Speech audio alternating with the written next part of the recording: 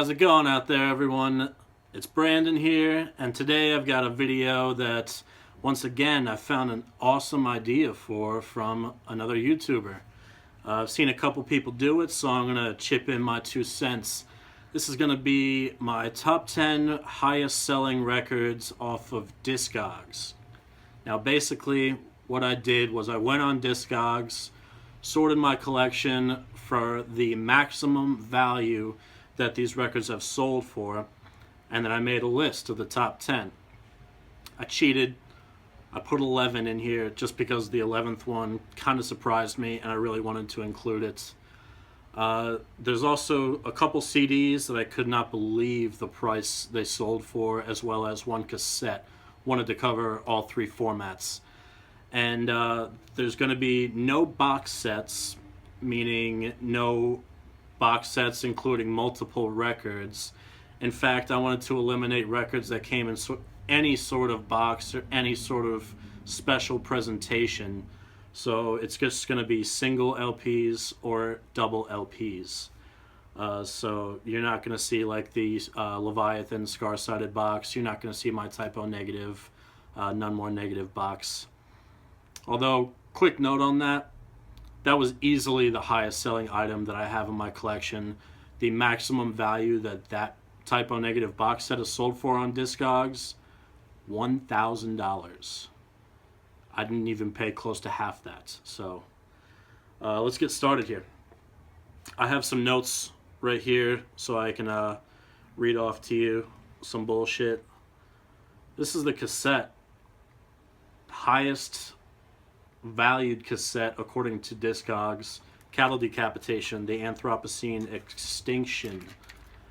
This sold for a maximum of $45 on Discogs.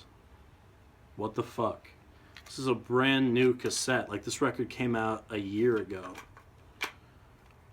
Which, you know, and going through this, the main thing that was going through my mind was, what is wrong with you people? Don't pay that obscene amount of money for shit like this. You're only giving these fucking flippers fuel for their fire, for their greedy fire. Stop doing that shit. And then a couple CDs. The original Metal Blade pressing of 6 Feet Under's Warpath on this special green digipack, jewel case, my bad. CD falls out of the fucking package. I got this used for like $5. It sold for a maximum of $115 on Discogs, which I can't believe that shit. And then this one, woo! Black Sabbath, The End. Now, I can see why this would sell for a lot of money, because they only sold it on their final tour, and I originally bought it, I think, for $30, which is the most I've ever paid probably for one single CD. But knowing that it was the only way I was going to get it, and it was all unreleased material, probably the last we'll ever hear from Black Sabbath, I had to have it. Let's see here. Sold for a maximum of a whopping $212 for this fucking CD. Unreal. Okay, so let's get into some records. This is the 11th one that I cheated on because I was so surprised to see. This is the reissue of Dissection's Storm of the Light's Bane, released by the End Records. It's the purple variant, limited to 500 copies. This sold for $118 maximum on Discogs. Why? It's a reissue. Do not understand that one bit. And most of these records I either got when they came out or I got for much, much cheaper than the maximum value they sold for on Discogs, because I have a little bit of dignity and I won't spend more than probably $75 on one single record, and that's only if I absolutely have to have it. And that is what this record falls under, because outside of my Lurker of Chalice record, this is the most I've ever spent on a single record. Entombed, Left Hand Path. It's the Earache reissue, full dynamic range, limited to 100 copies. So it was the most limited variant. I paid $75 for it on Discogs. It sold for a maximum of 124. So paid more than I wanted to for it, but it's still like $50 less than the maximum it sold for. So that was number 10. Number 9. This is the soundtrack for Starry Eyes. This is the Waxwork Records subscriber variant from 2015, when they did their first year of their subscription service. Comes on a gold with red splatter, but if you hold it up to the light, I'm not going to be able to show you on video, but if you hold it up to the light, it turns into silver with like a red splotchy more than a splatter, which I guess led to, partially why this record sold for so much, that and it being limited to subscribers only. It sold for a maximum of $125. And if you're not familiar with Starry Eyes, at its core, it's a vampire movie, but it's much more than that. It tells the story of a girl starved for fame, trying to get an acting gig. And as far as newer horror movie goes, not bad. Alright, next up. Voivod, War and Pain. This is the original Metal Blade Records copy. Sold for a maximum of $130. I didn't pay anything close to that for this. And I got it off of Discogs too, I believe. So, and this copy is in great condition. The sleeve is, it's seen some wear, but it's not in the worst shape, and the record plays excellent. So, very happy to have my copy. This one was a surprise. Did not expect to see this one. Morbid Angel, Altars of Madness. But this is not an original copy. This is a reissue from 2002. So, I mean, it is a 15-year-old reissue. Comes on 220-gram vinyl. Very heavy, very sturdy. Plays like an absolute beast. This was limited to 1,000 copies on Earache Records. Sold for a maximum of $135. And I probably paid like $30 for it. Another one, shocked to see how much this sold for. Another reissue. This one for Triptychon, Eperistera Daimones. This is the Century Media reissue that just came out, I think last year. Blue vinyl, limited to 200 copies. Sold for a whopping $155. Don't know why anyone would ever pay that much for a reissue. This one, understandable. I paid a decent amount for it myself. Cannibal Corpse, The Bleeding. Talked about this record a ton on this channel. You all know it's my favorite death metal record. Maybe one of my favorite records, period, of all time. Original Metal Blade Records pressing. Sold for a maximum of $166.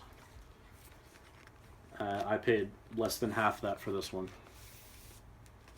It's all about bargain shopping, Just sit there, let that record marinate in your want list until you find one that is a, good-looking copy for a reasonable price. It's not that hard, people.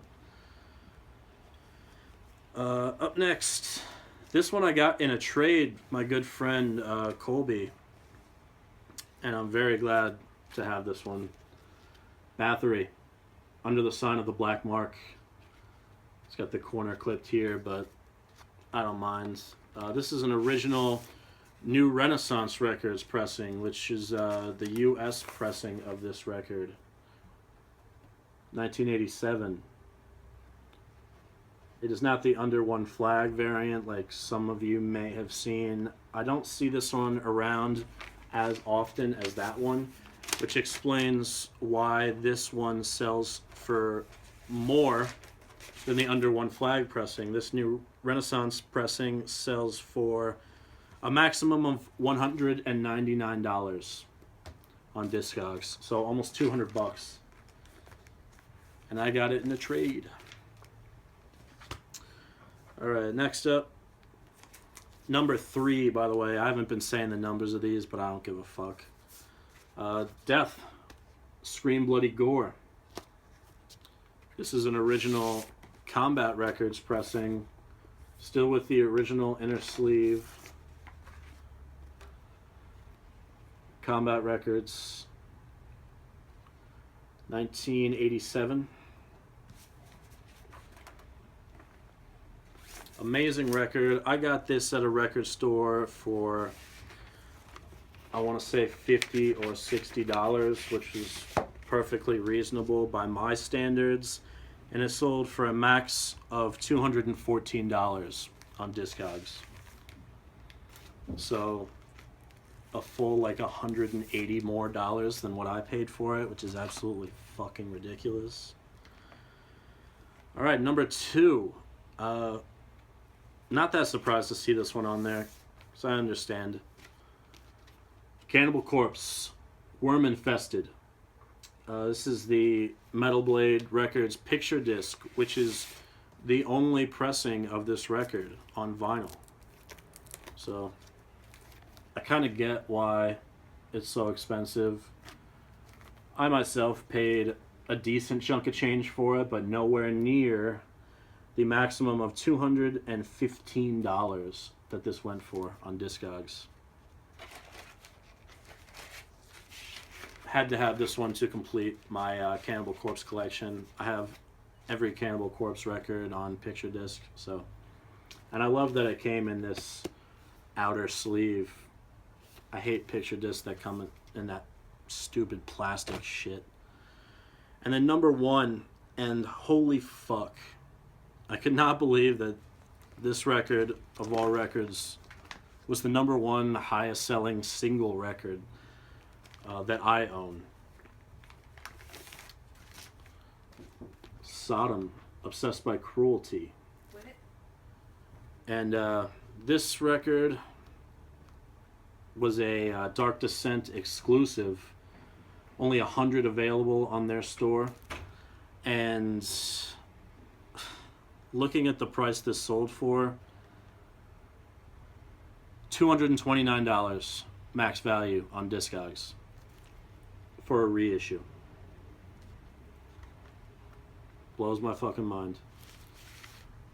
Red vinyl, Wax Maniacs Records put this out. Amazing record. Would I ever pay almost $230 for it? Fuck no. Jesus fucking Christ.